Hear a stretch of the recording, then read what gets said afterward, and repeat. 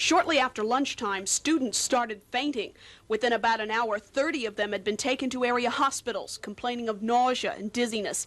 Newport News firefighters evacuated the school, opened the doors and windows, and looked for a gas leak, but found none.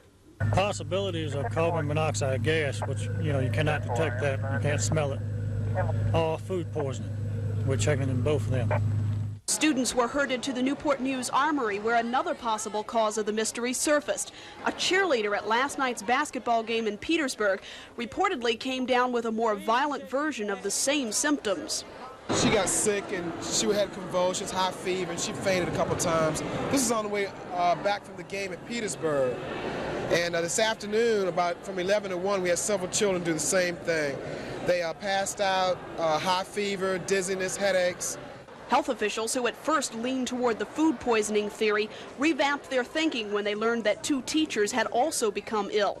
Doctors closely monitored those who complained of common symptoms, and ambulances took more victims away. They all had the same symptoms, and it was around 1:30 when they all started to collapse. You don't know anything that's going on. All you know is that your friends are being taken to the hospital, and they won't tell you anything.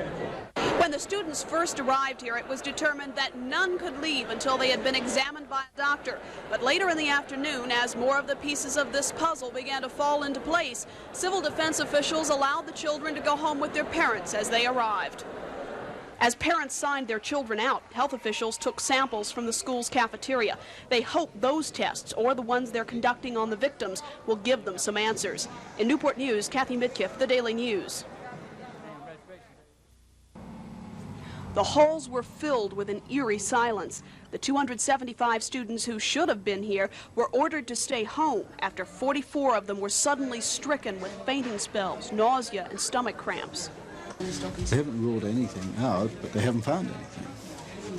They haven't found anything. There's no measured toxic gases, no evidence of food, difficulty with food, no evidence of difficulty with plumbing, just nothing ruled out. There are basically 3 possible explanations: some type of gas leak, food poisoning, or some kind of viral infection. Officials at Riverside Hospital are leaning toward the virus theory, but Peninsula Health Director Dr. William Cope, who declined to be interviewed, said he's not ruling anything out. He has ordered blood tests for the students who were stricken, but the Center for Disease Control has not been called in on the case. That, in a sense, makes you wonder all the more. There has to be something. Let's keep looking.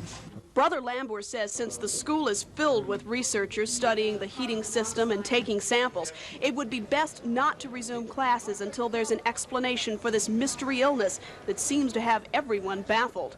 In Newport News, Kathy Midkiff, The Daily News.